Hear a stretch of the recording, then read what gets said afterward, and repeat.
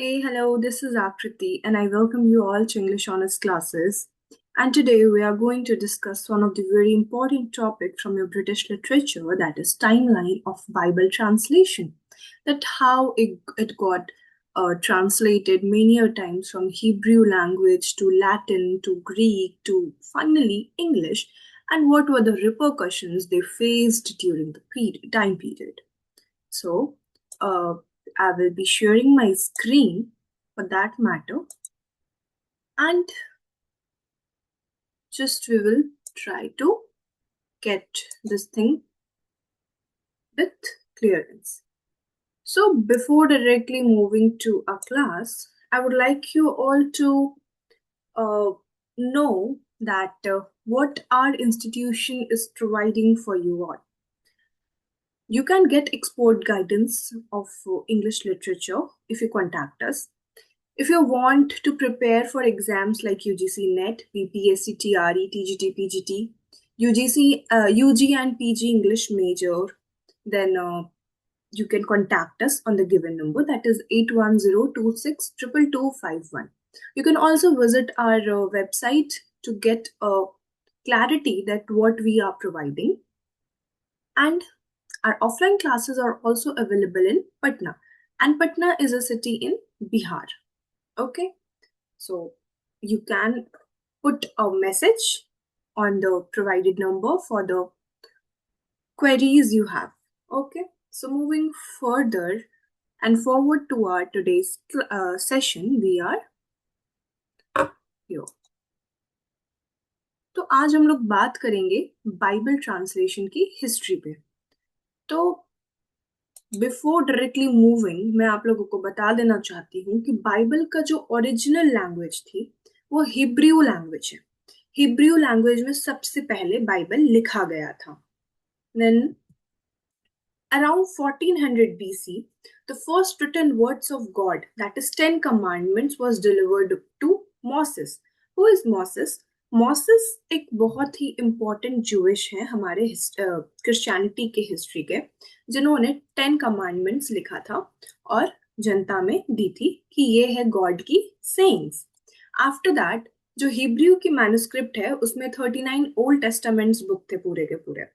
फिर 200 BC में Hebrew का ट्रांसलेशन ग्रीक में हुआ. हिब्रू बाइबल का ट्रांसलेशन ग्रीक लैंग्वेज में किया गया और उसे नाम दिया गया Septuagint Greek manuscript. So this was the first translation from Hebrew to Greek language. तो this again is very important क्योंकि हिब्रू लैंग्वेज से ये पहला ट्रांसलेशन था. ठीक है.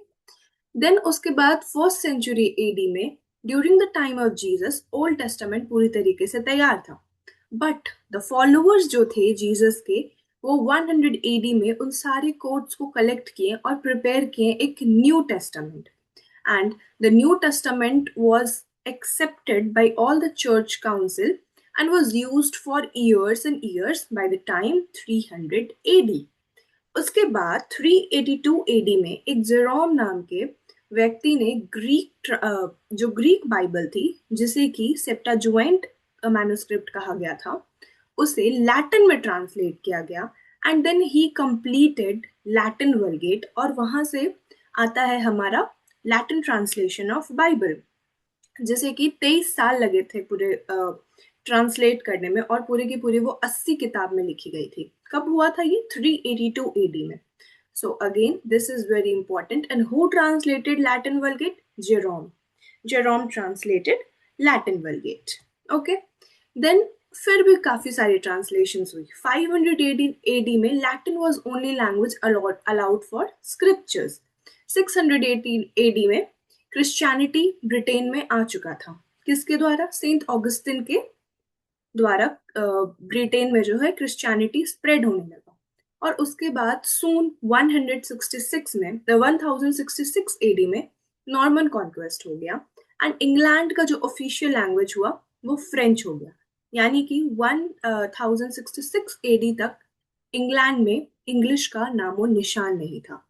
And there was no English translation of Bible till 1300 AD. After that धीरे धीरे प्रिंटिंग प्रेस आई. 14 it was around mid 15th century जब प्रिंटिंग प्रेस आई, और उससे कुछ समय पहले after 1300 we saw the rise of Middle English. किसके हेल्प से? जॉफरी चौसर के हेल्प से, जिनका वर्क था the Canterbury Tales. It was the first work to be written in English language. उसके बाद धीरे धीरे इंग्लैंड में इंग्लिश थोड़ा आना शुरू हुआ, एंड उसके बाद finally English translation of Bibles होना शुरू हुआ। अच्छा, Bible Bible Bible, what is Bible? Just like Hindu community में भगवत गीता होती है, रामायण होती है, मुस्लिम कम्युनिटी में कुरान होती है, उसी तरह क्रिश्चियनिटी में बाइबल होती है। ये एक सेक्रेड बुक है, जस्ट सेइंग ऑफ गॉड और words of God. So this is what Bible is. In moving to our translation things, 1384 AD में जॉन वाइक्लिफ नाम के इंसान ने एक हैंड रिटन इंग्लिश बाइबल लिखा। हैंड रिटन क्योंकि उस टाइम तक प्रिंटिंग प्रेस नहीं आया, 1450 के बाद प्रिंटिंग प्रेस आया था। तो जॉन वाइक्लिफ ने हैंड रिटन इंग्लिश वाइक्लिफ लिखा, इंग्लिश बाइबल लिखा, पूरी की पूरी 80 बुक्स में। And until that Latin was the language of elites and Wycliffe was declared as heretic. Heretic का मतलब पाखंडी। जब उसने इंग्लिश लैंग्वेज में लिखा तो वो बाइबल कहीं ना कहीं लोगों के पास जा सकती थी, लोगों को सिखा सकती थी। उस वक्त क्या हुआ कि जो एलाइट क्लास के लोग थे उनके अंदर गुस्सा भर गया कि वाइक्लिफ ऐसा कैसे कर सकता है, बाइबल को इतना आम कैसे बना सकता है। इसीलिए उसे पाखंडी कह दिया गया। But on the other hand, Wycliffe came to be known as morning star of reformation. John Wycliffe का मानना ये था कि आप खुद से बाइबल पढ़िए और खुद जानिए कि गॉड क्या कहना चाहते हैं, ना कि और किसी का सुन के आप ये जानिए कि गॉड क्या कहना चाहते हैं। सो जॉन वाइक्लिफ को हेरेटिक बोल दिया गया, एंड जॉन वाइक्लिफ ने बाइबल कब लिखा था? 1384 में। नेक्स्ट, प्रिंटिंग रिवॉल्यूशन आने के बाद जो फर्स्ट बाइबल प्रिंट हुआ वो लैटिन लैंग्वेज में था, और उसे क्या बोला गया? Gutenberg Bible, and it was printed in 1455 AD. After that एक ग्रीक और लैटिन एडिशन आया जिसे इरास्मस ने कराया 1516 एडी में। आफ्टर दैट 1522 एडी में मार्टिन लूथर ने जर्मन ट्रांसलेशन ऑफ बाइबल को प्रिंट कराया। देखिए कितने लैंग्वेजेस में बाइबल प्रिंट हुई, बट इंग्लिश में नहीं हुई, और जिन्होंने इंग्लिश में लिखा उसे पाखंडी घोषित कर दिया गया।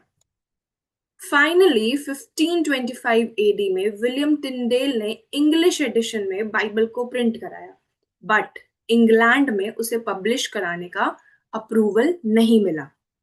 उन्होंने बाहरी देशों में इसे पब्लिश कराया, बट इंग्लैंड में वो नहीं करवा पाए। Then in 1535, Miles Coverdale prints first complete English Bible, which is known as the Coverdale Bible. And Coverdale Bible is very much important from exam point of view. Please take a note of it. 1535 में Miles Coverdale Bible आया, and this was the first complete English Bible जो कि हमारे जनता में present हुआ। Then in 1537 AD, Matthew Bible present आया, which was published with the permission of king, with king's Bible permission. Sorry, this must be James and not Bible permission. King's James permission. ठीक है। After this, यहाँ आते हैं कुछ authorised English Bibles जो authorised थे। 1539 में द ग्रेट बाइबल, इसे चेन्ड बाइबल कहा जाता है। क्यों? क्योंकि इसे चर्च में चेन करके रखा जाता था, ताकि लोग अगर इसे पढ़ना चाहे तो वहीं पढ़े, अपने घर ना लेकर जा सके। आफ्टर दैट 1560 में द जेनेवा बाइबल आया। 1568 में the Bishops Bible that was printed under supervision of Queen Elizabeth. After that, in 1582, the Douay-Rheims Bible, the New Testament, it was a standard translation for Catholic Church. इसका दो part है, एक 1582 में आता है जिसे कि न्यू टेस्टामेंट बोलते हैं, और एक 1609 में आता है जिसे कि ओल्ड टेस्टामेंट बोलते हैं। देन फाइनली 1611 एडी में किंग जेम्स बाइबल आया, और the authorised version of Bible printed, and it was in 80 books. ठीक है, तो what are the important things? Coverdale Bible, King James Bible, Gutenberg Bible, then Geneva Bible. All these Bibles are very important from exam point of view. You should make a note of all these things. Then what are the contemporary versions? In 1990, there was a revised standard version, which is also known as NRSV. 2001 में English Standard Version आई, 2004 में Holman Christian Standard Bible I, and 2005 में new English translation आई, जो कि अभी केवल internet पे present है. So these are the translations of Bible, and please comment down when Coverdale Bible was published. This is a short topic. You will witness at least one question in your exam from Bible. So make sure you comment down the answer about the question that I asked, and don't forget to subscribe our channel and like the video if you like. Okay, thank you.